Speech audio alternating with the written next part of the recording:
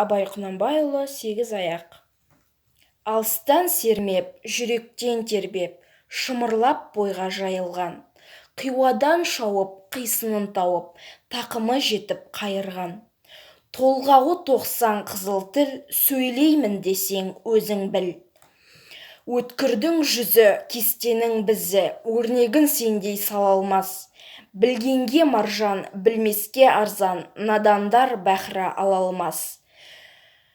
Қиналма бекер тілмен жақ, көңілсіз құлақ ойға олақ.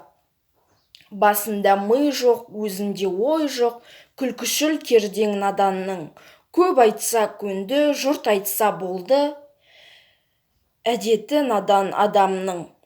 Бойда қайрат, ойда көз, білмеген соң айтпа сөз. Қайнайды қаның, ашиды жаның, мінездерін көргенде. Жігерлен сілкін, қайраттан беркін, деп насихат бергенде. Ұятсыз арсыз салтынан, қалғып кетер артынан.